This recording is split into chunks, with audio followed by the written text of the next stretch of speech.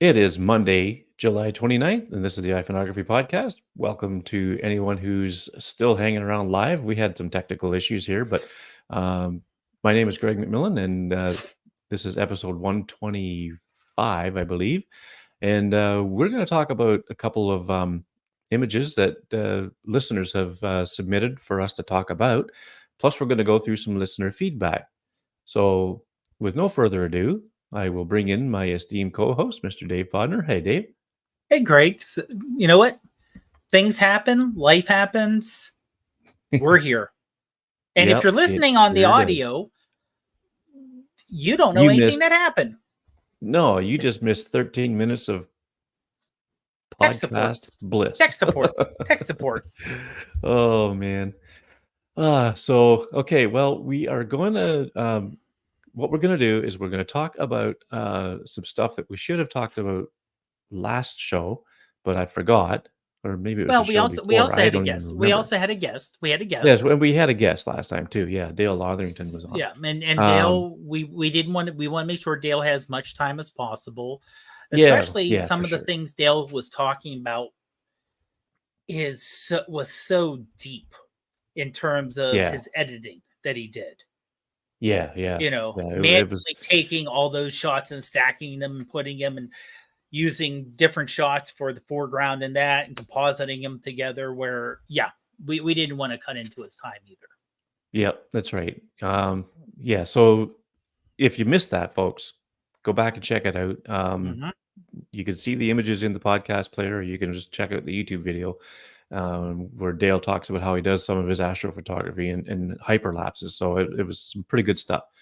Tonight, we're going to talk about a couple of pictures that were submitted to some posts where we asked for people if they wanted us to Mm-hmm. talk about their images, put them in a comment, and we'll pick one to talk about. So the first one is, it was the only comment because I posted it in the wrong stupid spot. I posted it on the Facebook page, not the group. And then the second one, it's from the group, but we only had 2 submissions. So we picked one. Actually, Dave picked it, and I agreed with it. So we're not going to do this anymore unless we get a bunch of people asking us to do it. If you want your images talked about on the show, let us know. We're happy to do it. Yep. And but for now, we've got 2 to go through, and both from fellows named Paul. So the first one Well, is no, Paul Stevenson. Greg, before we start on that, Yeah. and correct me if this is just something that kind of popped in my head, as we tend to do during the podcast.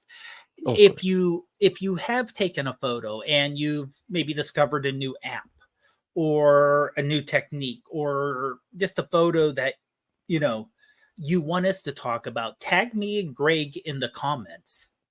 That way we'll be notified. No guarantee we're going to talk about it, of course, depending on what's happening that day. If you found the greatest photo in the world, but it's the week of the new iPhone, time. Yeah. But it's probably the best way if there is something that you came across that you want to highlight. And let's say, a lot of people don't want to come on, they don't have the time. We do it 9 p.m. Eastern time, Eastern US time on Mondays. So that may not work for you, which we understand. You could be in another time zone where it's the middle of the night, first thing in the morning. Maybe you're at work already. Maybe you work, you have family, you have stuff going on. We understand. So Oh, if yeah. it's something that Yeah. you want us to talk about, like I said, the easiest thing is make sure you tag our names.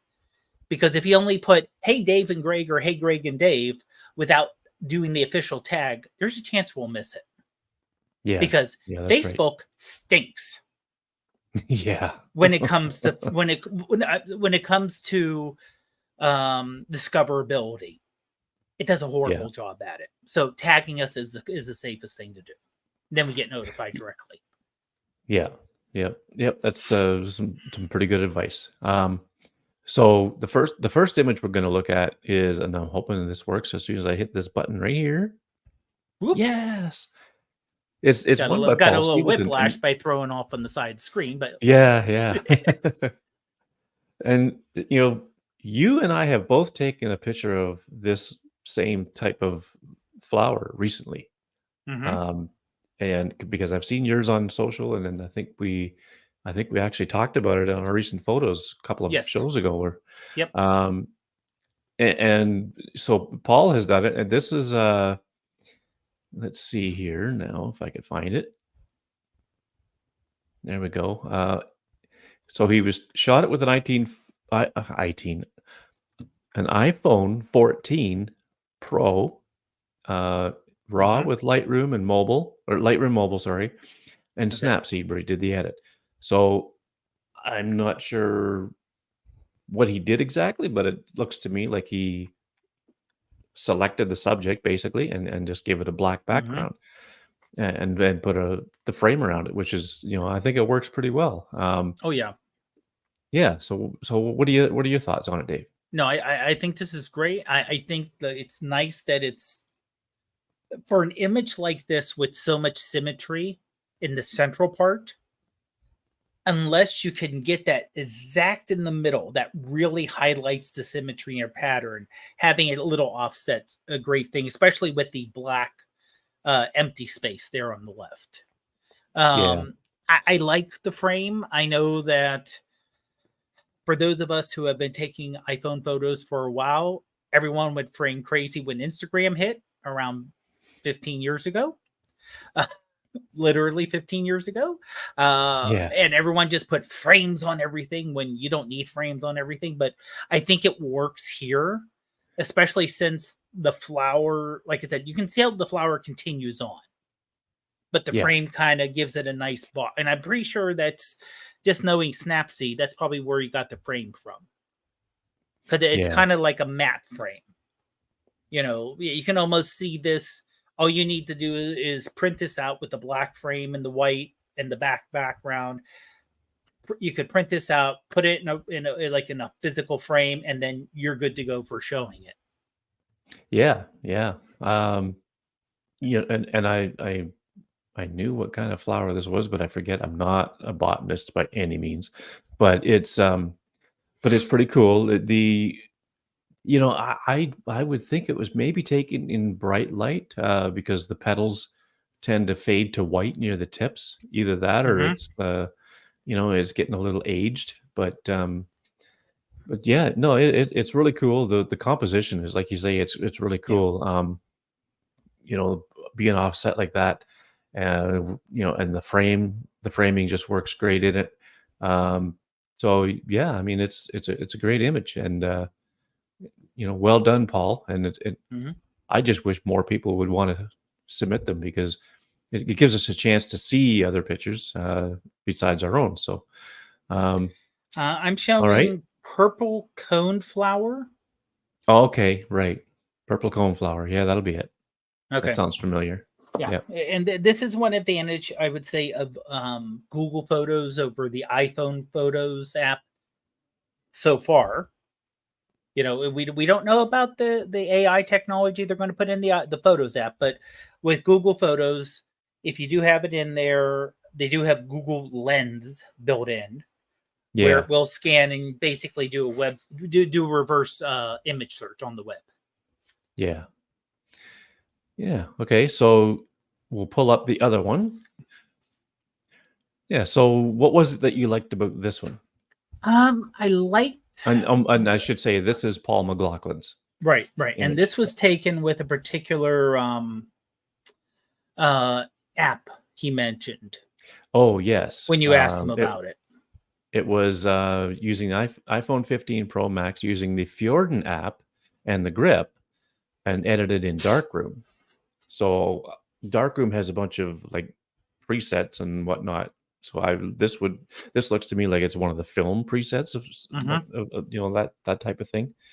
But And yeah, in the pastel colors, where there's a pink kind of hue to the whole thing, not only in the clouds but in the brick on the left, and the road itself has a like a light pink shade to it, and the Yeah. way the road, and admittedly they're horrible to drive on, but roads that have curves on them and have dimensions are much more picturesque than just grids at eye level.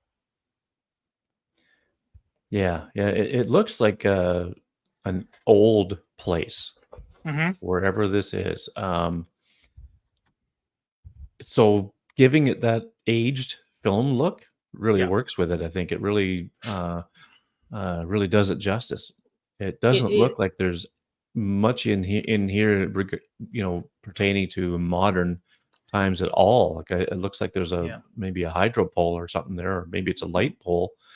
But it looks like maybe a sign down near the middle, Okay. just Yeah. as the Yeah. road fades into the image there. Mm-hmm. But but yeah, it's a compositionally I like it. It's Yeah. framed well between the shade at the bottom and the trees up on the side. Mm-hmm. Um, yeah, it looks cool. It Uh, almost, you could almost see this as an album cover. yeah, yeah, Like from the 70s. exactly. Yeah.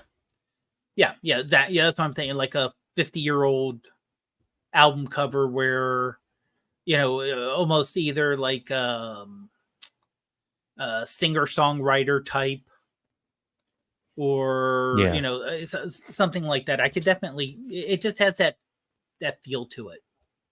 yeah, yeah, And that's kind of what threw me to it. Was it had a, it wasn't necessarily the composition that got to me. It was just kind of an immediate feel looking at it.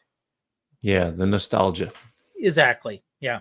Yeah, yeah. Well, that's cool. So thank you, Paul and Paul, Mm-hmm. for submitting those. And you know, like I say, if this generates enough interest from other people who want to have their images shown on the podcast and have us talk about them, sometimes we don't have a whole lot to say, but sometimes we could have a lot to say about them. But I mean, it's always nice to showcase what the listeners are doing. You could see it in the Facebook group, of course, and whatnot. But sometimes it's nice to get a little subtle critique on it and And see we're see see always, what it's all about. and the thing is, we are, even if you want us to give a critical critique, which is always good to hear. It's always good to hear if something is maybe can get improvement. We will always, of course, be as professional. We will, you Yep. know, try to uplift and not tear down. That's what, Yeah. after all, we're here as a community, because I don't want to say no one here is a professional photographer, but I know I'm not. Greg, if you will, is a professional author, self-published book, buy his book. See the link in the Facebook group. But neither of us are paid and can make a living off of our photography. Right. Yeah. We both You have know, jobs and all that exactly. stuff. Yeah. Yeah. Yeah. So it's always fun to see what people are shooting. So now we're going to go to some listener feedback slash comments, I guess you could say. Uh, and I'm taking these from the last two episodes that we did, where people commented on the YouTube videos, whether it was the live stream or the podcast version that's on YouTube. Um, and actually the first one came from episode 124 with Dale Lotherington. It was on the not on the live video, but on the one that gets posted as a podcast. So it's just the picture of the logo, and you can listen to it on YouTube. Um, so Caden Soley wanted to know what was the camera app that Dale used to on his iPhone to capture the astro pictures. So uh, like Dale uses a few different things, like depending on what he's doing. If he's doing star trails, he'll use even longer. But for the astro stuff, like just the straight up astro pictures of like the Milky Way or whatever, he's just using the native Apple camera. And Mhm. what he'll do is he'll take a lot of them and stack them with an app called Equate, or what is it? Sequator on the PC, on the Windows computer. And what that does is it aligns the Milky Way, and it gives you better detail in the Milky Way. And then he'll add in the foreground or whatever in what do you say? I think it was Photoshop. Yeah. And that's how he makes this composite image. A lot of it is composite images, and that's basically what it is. So you could do a really nice astro picture with just the native camera app in the iPhone. And Hmm. like I say, it depends on what you're doing. Um, Depends But on what app you're going to use. and also it does help to do editing, especially if you're in a border area with a, I keep on forgetting, a high, if you have a high border number, meaning a lot of light pollution, you're going to have to do editing. Oh yeah, There's no getting around that. I mean, like the photo, and we're going to be talking. Here's the tease. We're going to be talking about this later. The photo you took of the Milky Way was mind blowing. oh There's thank you. no way I could do that where I'm located because of my light pollution. Yeah, yeah. I, And unless, I have the and I, luxury of just I'll say, getting out of town too. yeah, but I would say Small town. unless, and we don't want this to happen, major power outage, Yeah, that's right. Yeah. because that happened in New York City around 20 some years ago in the early 2000s. There was a major power outage, and people in New York, were concerned. And this is back, before we all got rid of our landline, so you could still make phone calls without power. And they were wondering what this giant glass gas cloud in the air was, and it was the Milky Way. Yeah. Yeah. And people who grew up inside of a city like that, I've never, I don't, I should say this, I should have seen it being at Boy Scout camp multiple years in my youth. I just don't remember looking up and seeing it. But we were out in the middle of nowhere. We were in the real, in the boonies. So we should have, looking up, you should have been able to see the Milky Way if it came up at the right time. Yeah. Yeah. It's something that I mean, I work with a guy who has never seen the Milky Way with his naked eye. So, but he Mm. moved. He grew up in Toronto, and he's only been up here for 5, 6, 7 years, whatever it is. It just hasn't had the opportunity, I guess, to get out Mm-hmm. and see it. He'd never seen the aurora borealis until we had that epic night back in May, Mm-hmm. where you could see it with the naked eye. So that big power outage, Dave, was that not the whole East Coast? Uh, Because there was a time it was it wasn't one that year, one. I think it was. No, it wasn't No. that one. No, Oh, okay. it wasn't when the hydro went out. That was due to solar storms. Oh, okay. Because this was after 9/11. Oh, And okay. that was part of the panic. It was only it was like 2002, 2003. Right. And I think it was 2002. So it was not even a year since 9/11. And a lot of New York lost power. And of course, the first thing popped people's head was it's a terrorist attack. Yeah, yeah, And then they look up and they see this milky, cloudy looking thing across that stretches across the sky, and they think, is that poison gas? yeah, That's just the yeah, mindset of people who literally were attacked just a year earlier. Was, huh? yeah, But yeah. Gary which says Great that's Milky Way in Van. understandable. Yeah, Oh, Gary says Great Milky Way on Vancouver Island. Northern Lights forecast for next week. I think the Northern Lights oh, were forecast for here for tonight, but oh. um, uh, we had clouds move in, and it's supposed to rain. So I'm not even going to go outside and look. Um, so so that was a question that Mm-hmm. that Caden had about Dale's workflow. Um, Going back to episode 123, which was about why we photograph, there was there was some pretty good comments here. So this first one's a bit of a long one. It's from Dwight Broman. Uh, Greg and Dave, the world around us is so we talked about, why we like to take pictures in that episode, and Mhm. so this was one of the comments.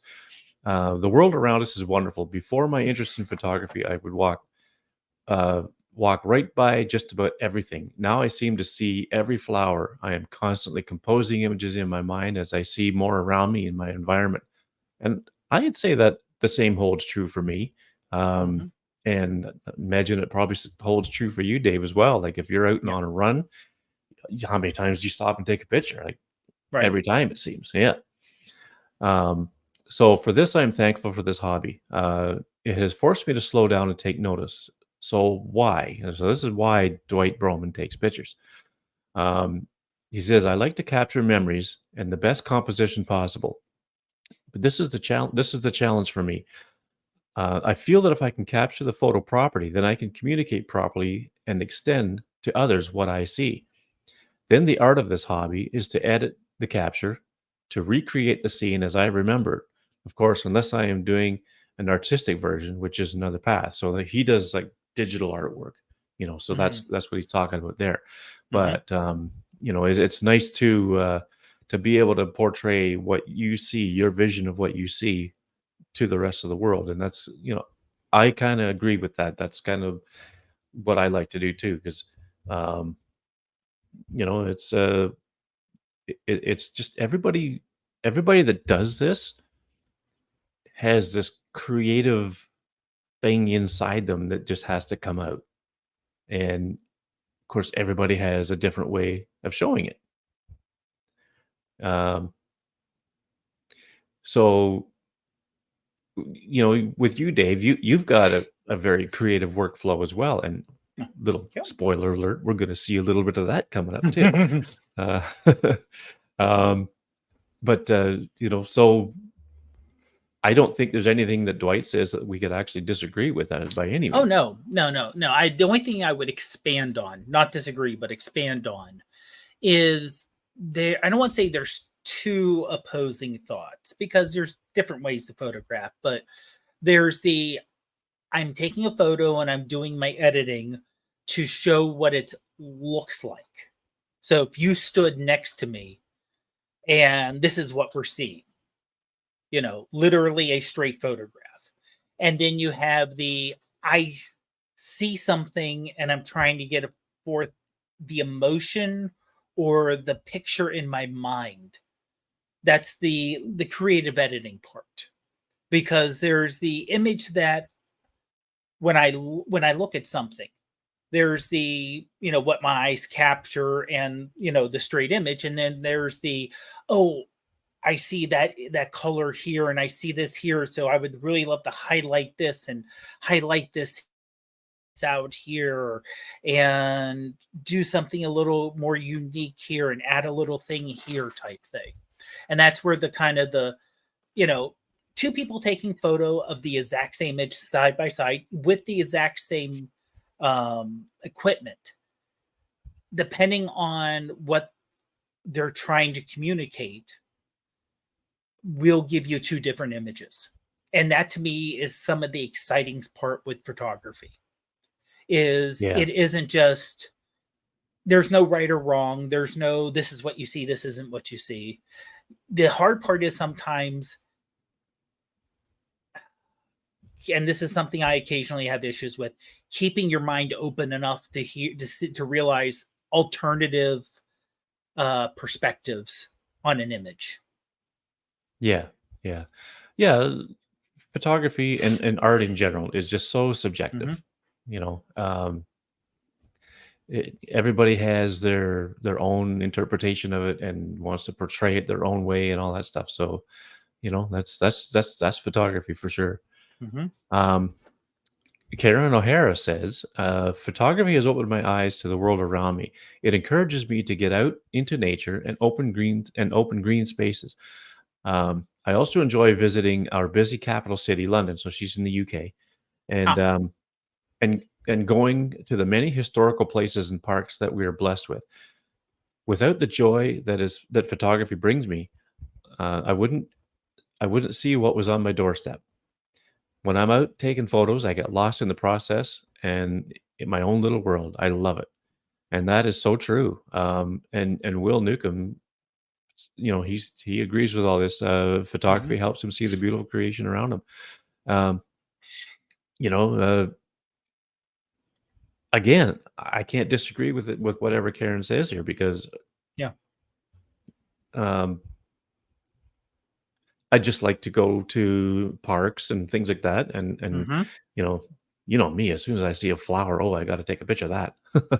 uh, but there's so many different things um, that are worth capturing, and uh,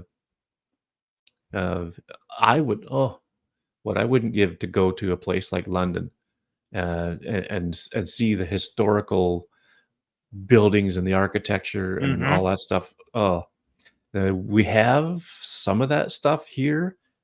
Not in the town where I live. I'd have to go to Toronto or Montreal to see that stuff. Yeah.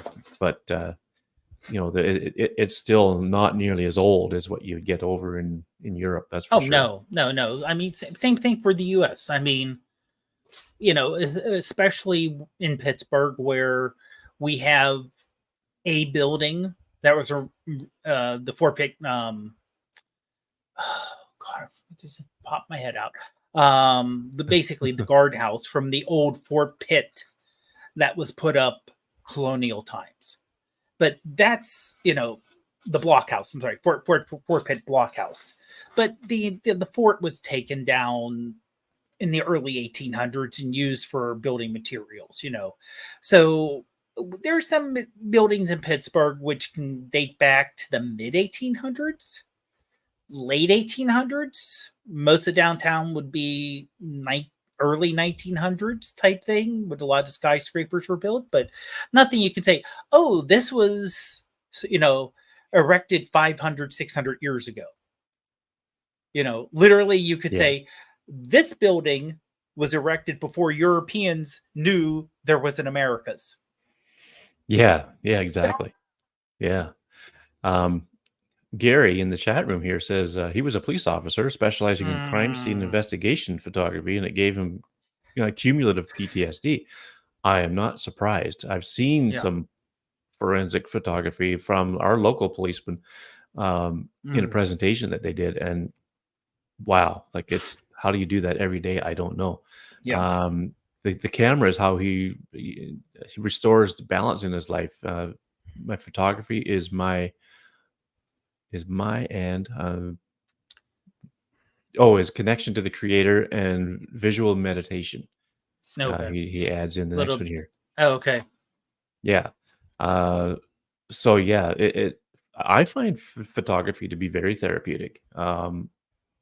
Sometimes if I have a rough week at work, say, my next day off, the first day off that I get, if the weather's decent, I just want to go out, go someplace like a river or something like that, and Mm-hmm. just start taking pictures and get lost in the middle of it all and just escape everything around me and just spend time in the moment uh, and try to make some really cool pictures. And I did that Mm-hmm. actually about a month ago when I went down to this river and I just spent like an hour and a half there by myself. There was nobody else around, and it was so nice to just sit there and listen to the sound of the river and the birds Mm-hmm. in the forest, whatever.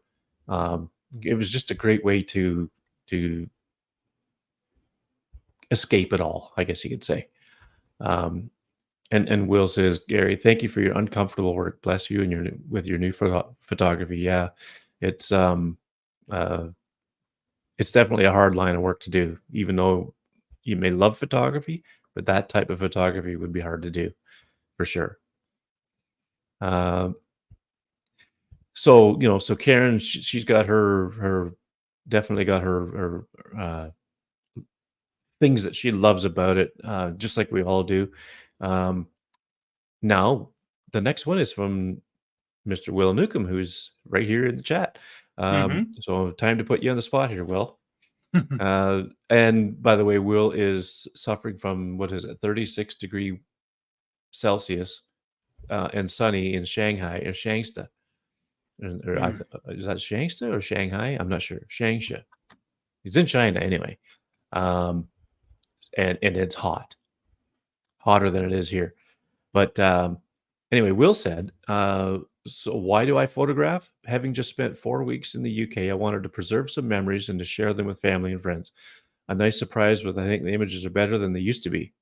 So yeah, I think change is constant, and our ability to get better and better at photography is probably constant change. So I'm not surprised that you're getting better, Will.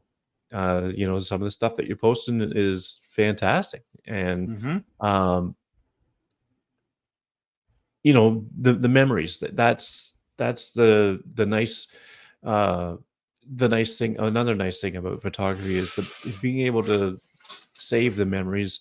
Mm. And Dave, you do live photos quite a bit. Right. That's a great way to save a memory.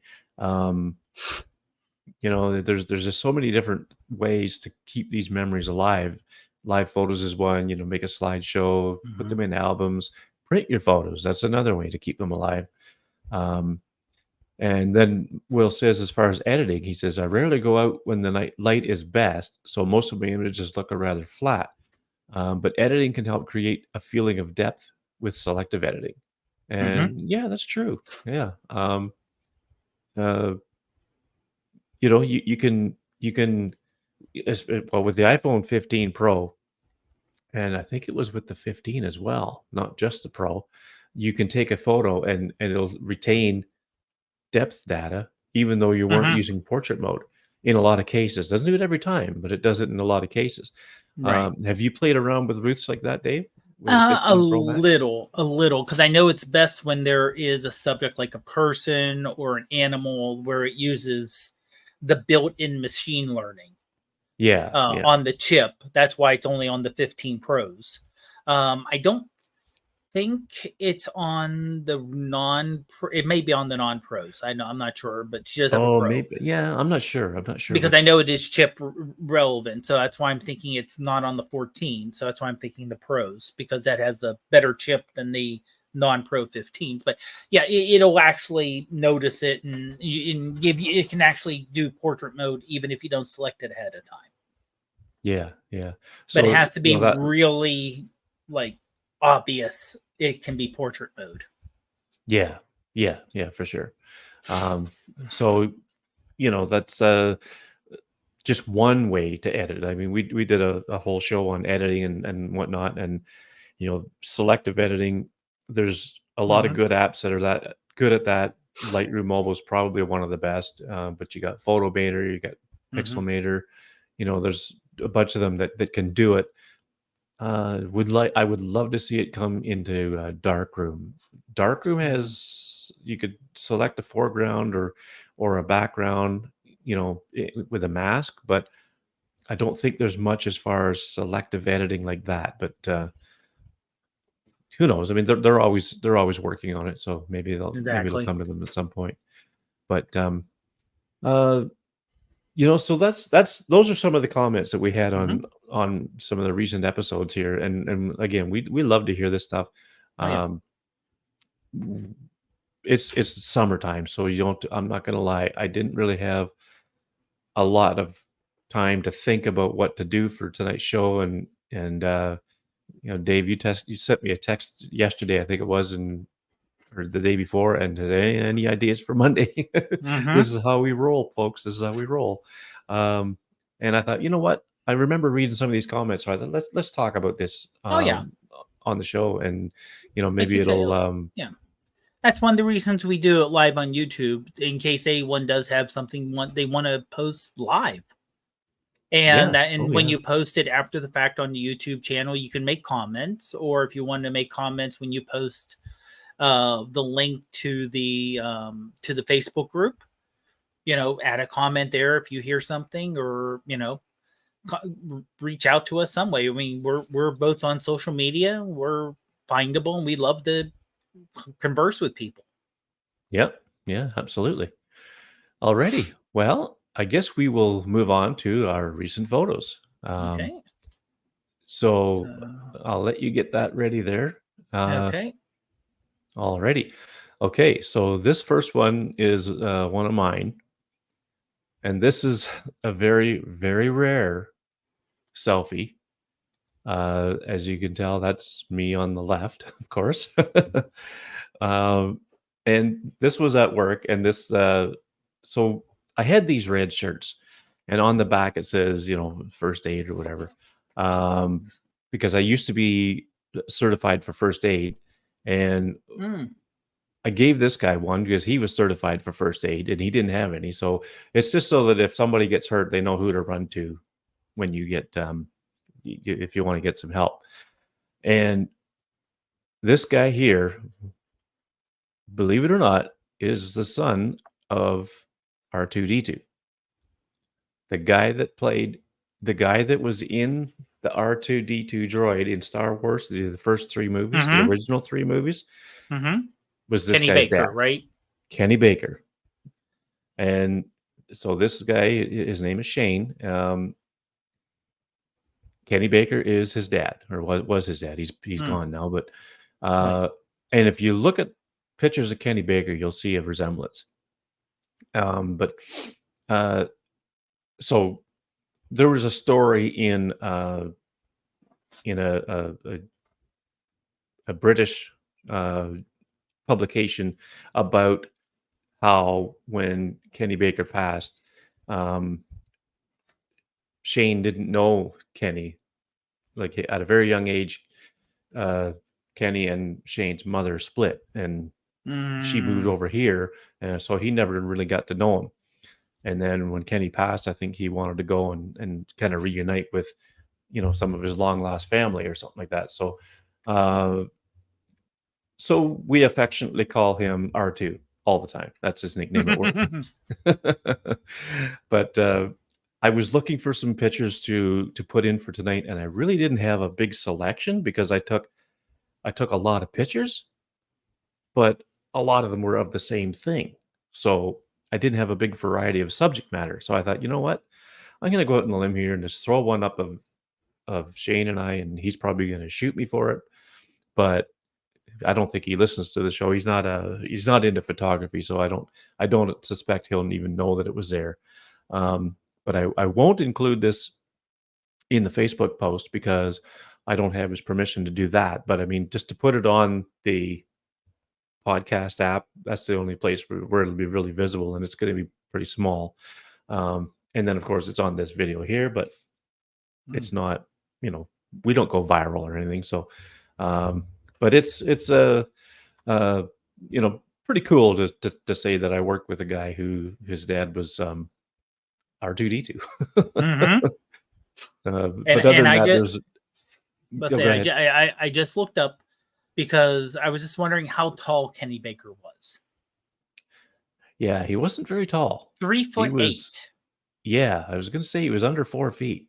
Yeah. Now this guy here, he's obviously, as you can see, he's just about as tall as me. So, Mm-hmm. um, but his mother she was not a dwarf, but Right. you could see a bit of dwarfism in Shane, and he'll tell you that too. But he's just an average sized guy.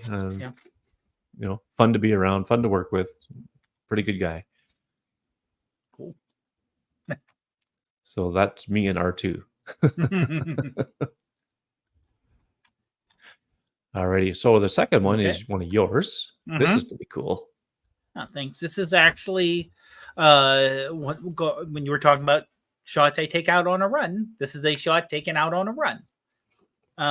This is not too far away from my house, and I'm assuming that the house, because it's a house, it looks like an old barn house with like a separate kind of large garage and this really large field with an old fence in front of it. So I'm thinking it's one of the, when the area was first kind of set up and the roads were first done, that was like one of the early houses. Oh wow. And the road kind of goes right up, this is public road that kind of goes back to where he is. And There's an old metal fence right in front of, right in front of I don't even call it a yard because I think it probably could be used for farming, the Oh, size okay. of it. Yeah. And I actually took two shots. I took the shot focusing primarily on the fence, uh, and especially the part where one of the arrowheads broke off, and you can see Hmm. the tree in the background's framed by what's Yeah. left. And I took Yeah. one where the tree itself was sharp, and um, the fence was a little more blurry. And it didn't look bad, but it didn't look as good as this one. Yeah. So Well, yeah, this was, and like I said, this is during a run. It's near the end of a road. It's a dead end road, so you kind of have to stop, turn around, and come back. So when you're slowing down to stop to turn around and come back, catching your breath, sweating, that kind of thing, uh, it gives you time to look around and see what's around you. yeah. Oh, You're yeah. not worried about looking out for traffic or feeling whatever, like, oh, is my ankle okay, is my leg okay, am I breathing, and all that other fun stuff.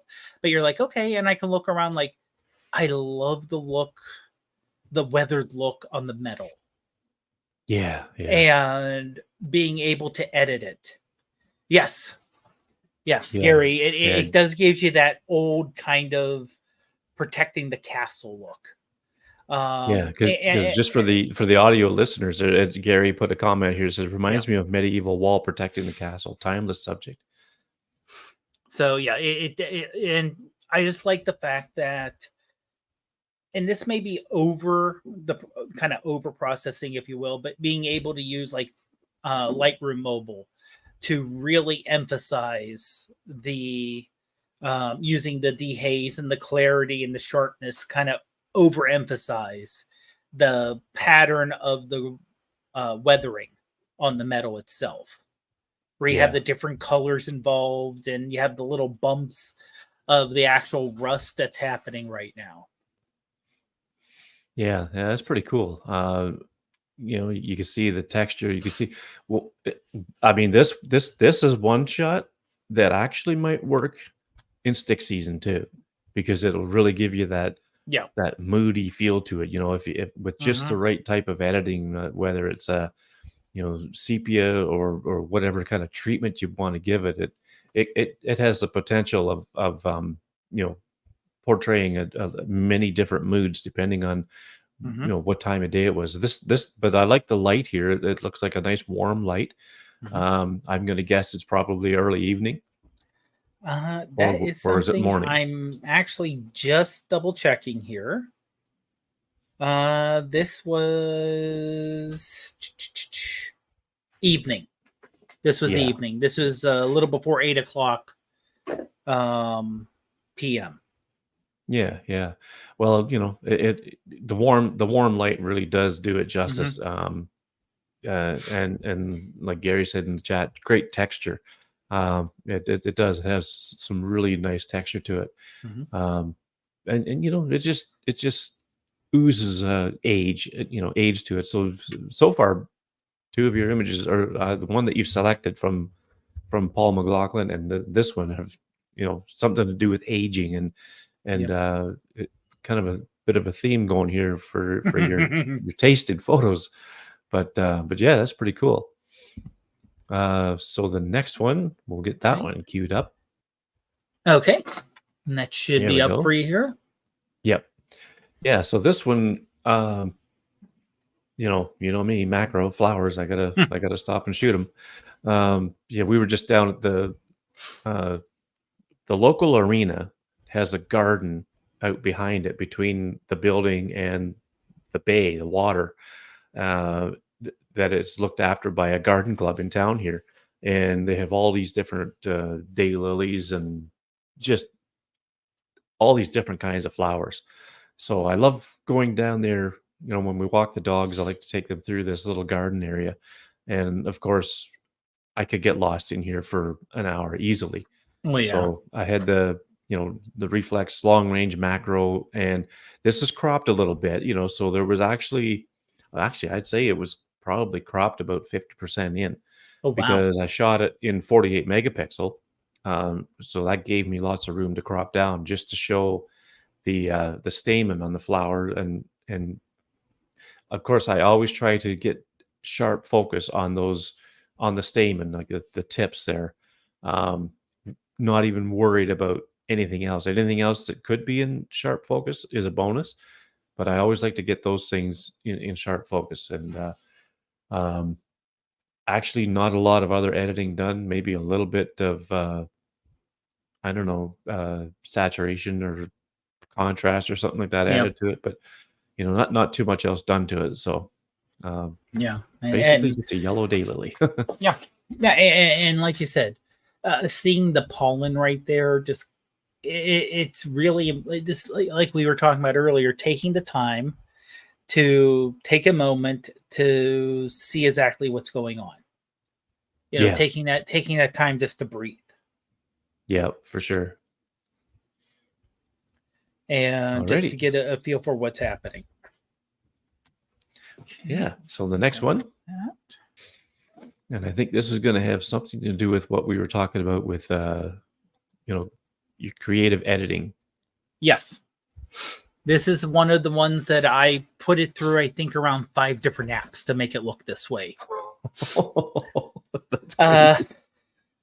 and it's editing on top of editing on top of editing. So I'm actually looking back. I think this was no, I thought I may have taken this at the same time I took the other one. But I did not. So I'm actually, oh, there we go. Okay. Let me see here. No, this was taken again 7 o'clock at night. Very similar location, I would say. Very similar. So this is close to where I took the other one. This was actually just looking kind of west. So the sun was setting, and you can see the golden glow there, kind of in the middle, just Hmm. to the right. That's Yeah. actually where the sun was behind clouds. So you can, it's kind, the way it was set up was there was trees to the left, lower foliage in the middle, and not as high trees, but trees on the right hand side. So it kind of had a U shape opening for the Yeah. Yeah. sky. And it, when I looked at the photo, it just didn't pop like I remember seeing it pop.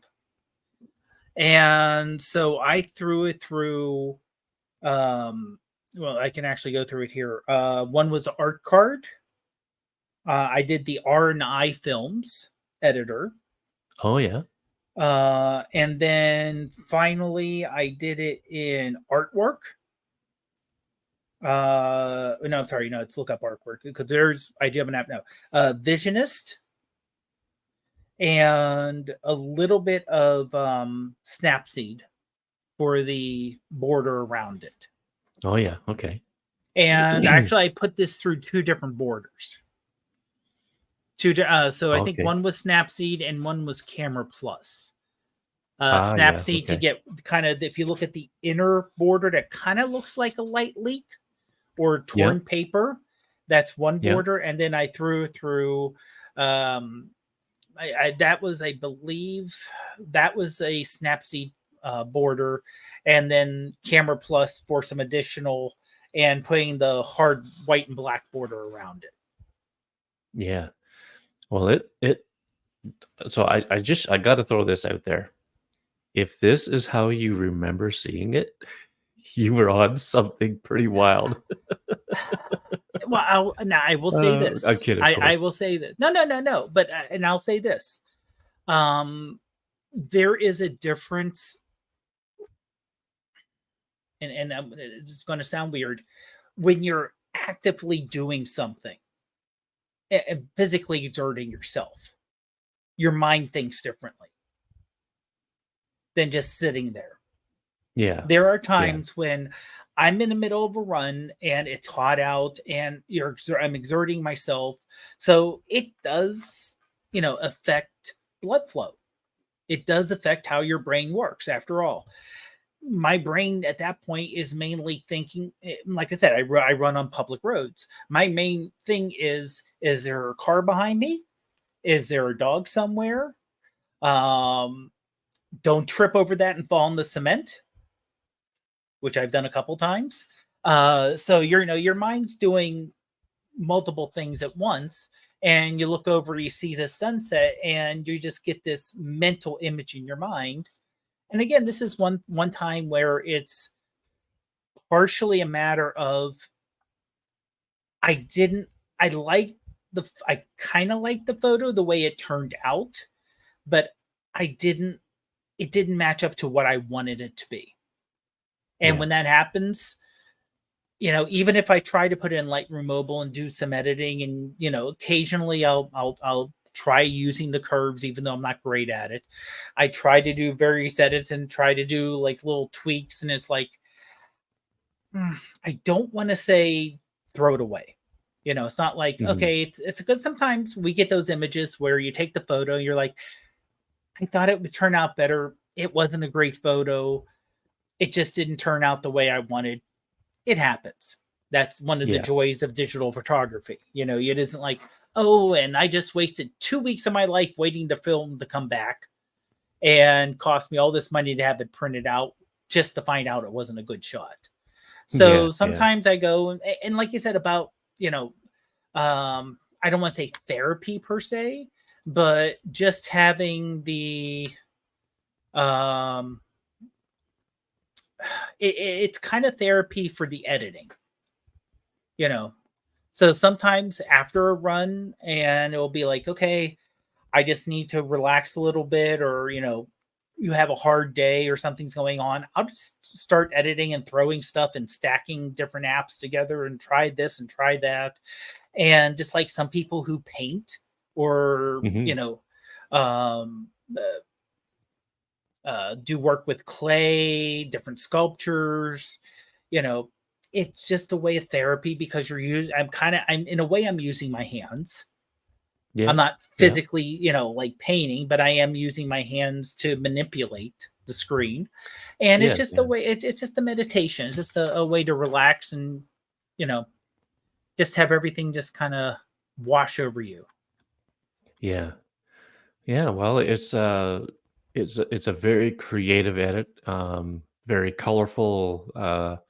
It looks like an oil painting. I don't know my artists very well at all to say who this could look like, but like as far as a painter goes, but it's you can still kind of tell what it is. Like it's not that abstract, but it does have an element of abstract to it, and Hmm. um, it's just really cool. And every time you put one of these out here, I keep thinking to myself, okay, I got to sit down and I got to play with this stuff because I have pretty much all these apps that you mentioned, I think. Um, and I just have to play around with them and see what I can do. And I end up forgetting or Yeah. you just get too busy doing something else. Yeah. But yeah, it's really cool, really well done.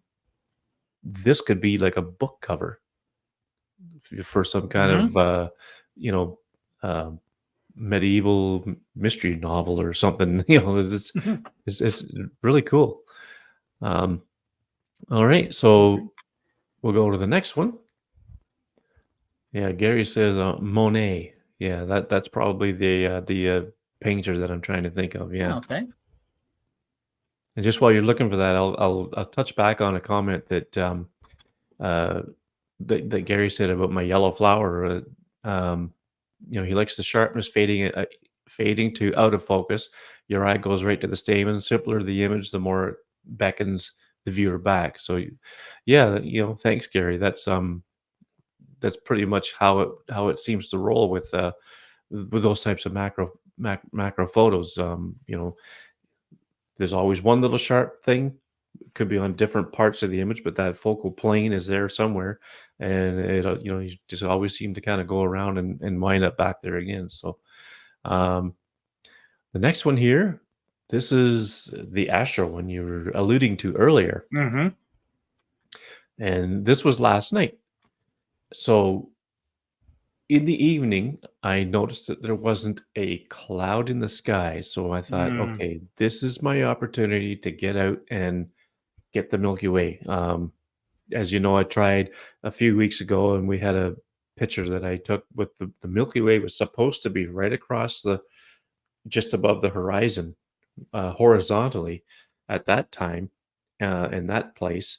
But then I got the road in the picture, but this one here, I was able to actually get the actual mm, Milky Way. So um, this was about 10 minutes outside of town. So I live in a small enough town that it doesn't take long to get out into fairly good total darkness. But that glow you see in the lower part of the frame on the horizon, uh, that is most likely from Toronto, which is like a 2.5 hour drive away. But there's wow, enough light pollution from that city that it will glow in the lower part that of the far. horizon. Yeah. Um, in the lower right hand corner, just to the left of the biggest tree, you can see a little bit of glow there, and that is actually a little town that was about probably about 2 kilometers away down the road. So there were, and so I mean, but that little town that's not causing that big glow in the sky by any means. Right.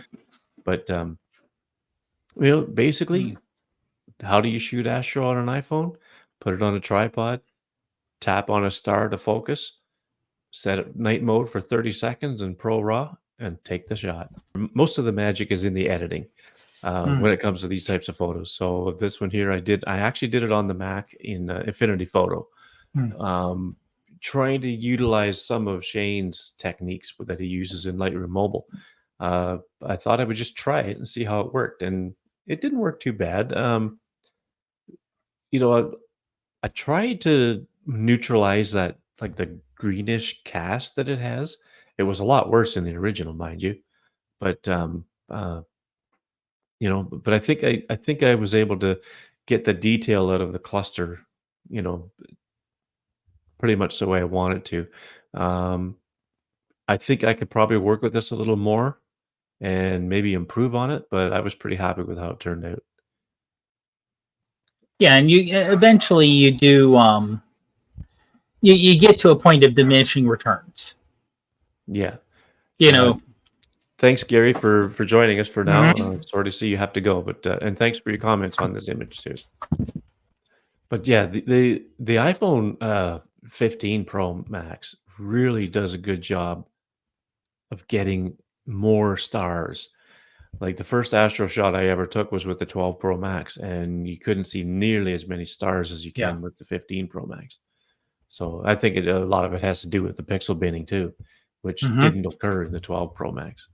So Um, and Will says that he hates me is just kidding, but because he doesn't have this kind of dark areas where he is, and it's a shame. But Yeah. if you ever get a chance, Will, I'm sure I'm sure you'll have a crack at it for sure. Well, I did look up the town he's in. I shouldn't say town, the city he's in. It Mhm. is Changsha.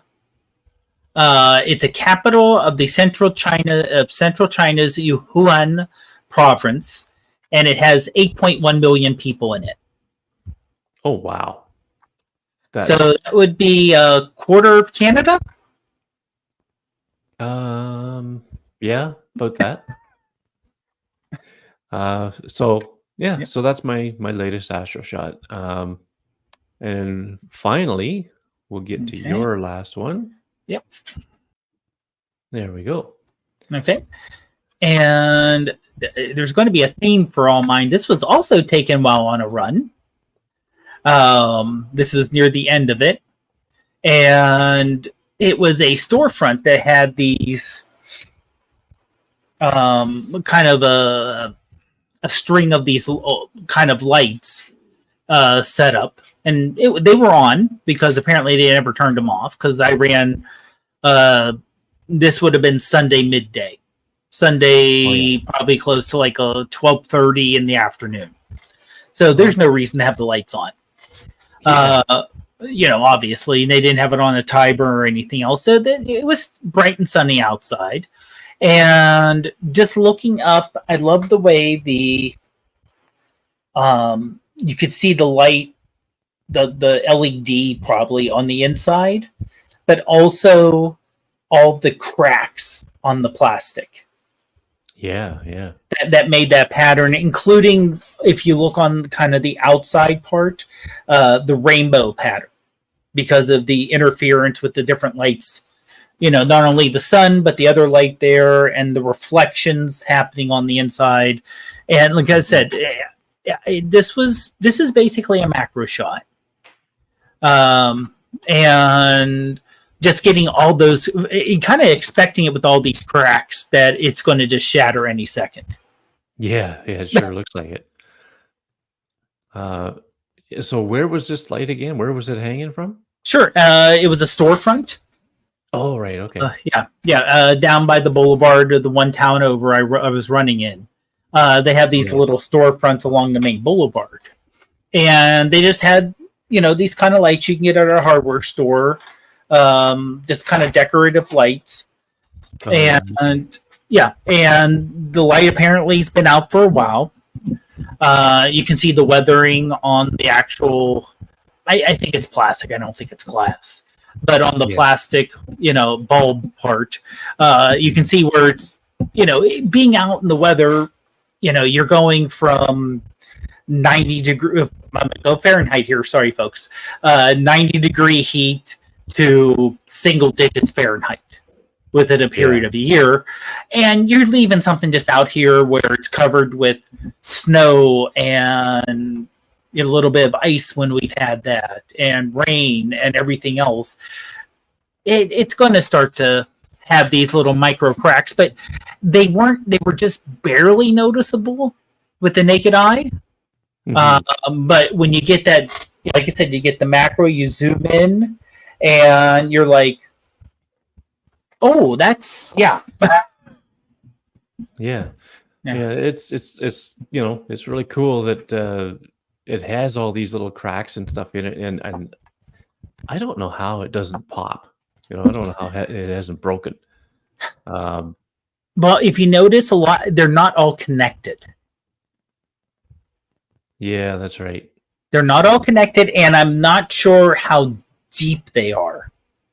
Oh, yeah. So there's the 3D aspect of, it's not going all the way through. So there's probably just enough material. Now, if someone clicked on it or ran it, these things are kind of above average height of a person. So no one's going to run into it. Yeah. But I think if someone ran into it with if they were carrying a pole, or if it was raining and they hit it with their umbrella, there would be an issue. Yeah. Well, who knows? It could be some kind of plastic lining around it or something too that's holding it all together too. For safety reasons, so I'm sure there's something. Yeah. Well, that's pretty cool. I'm gonna guess you took that with the telephoto. And cropped, did you? Or it is a little cropped. Let me look at the details here. Ultra wide. Oh, really? Mm-hmm. Oh, wow. Yeah. So like I said, it was macro. It was ultra wide. I did editing just in the app itself. So I didn't, it's still a live photo. So I didn't, So this was not put into Lightroom or Photomator. This is just in the built-in app itself. Yeah, built-in Photos app. Yeah. Okay. Well, that's cool. Like I said, it was hanging, but it wasn't. It was a first story thing. So if I reached up with my, if I reached up, I could probably hit it. Oh yeah. It wasn't that high, so I was able to hold the phone up. And this is an advantage of a live photo, because as you're doing a macro shot and you're trying to get in, and you're, especially for something above your head, it's really hard to steady the phone. Yeah. Oh yeah. So I'm standing there underneath looking up, and the phone's gently moving. And so I took a photo, and I used a live photo to select another frame capture So it Yeah. would be a little more centered than what the phone automatically did. Yeah. Yeah. Well, live photos saves the day again. Mm-hmm. Yeah. Well, I like the edit. It's the colors are nice and bright, and the phone does a good job of picking up the light up in the center of the bulb there, um, but yet still keeping the background and everything else, well exposed. So, Mm-hmm. um, and you can see the texture in the socket thing there, and then the little bit of a lens flare that it kind of adds to it. I think. Mm-hmm. It's not the type of lens flare that kinda gets in the way really, but rather, like I say, it adds to it, so, Well, and it's uh kind of it's a natural lens flare yeah, yeah, that's right. because it really is, from the sun, which was overhead, Yeah, and getting that image that way versus, and nothing against people editing lens flares in, but there's sometimes just something that just doesn't, when you add lens flare, it just doesn't look as good sometimes. yeah, yeah, that's right, it doesn't look as natural. Yeah. Yeah. Well, another good set of recent pictures, Yeah. and, I think, we promise you folks next show, we'll have something a little more compelling to talk about other than, Well, just a lot of photos and, um you know what? We appreciate the maybe we'll even feedback. have another guest. We might just have another guest on. I ain't gonna promise nothing yet, but I have someone in mind who's been wanting to come on. And now that we're back on YouTube, that's the way to have this person on is live or at least on video where you can see some stuff. So um, anyway, well, I guess we got ourselves a show, and Mm-hmm. I guess we'll see you all on the next one. Yeah. Have a great one, everyone.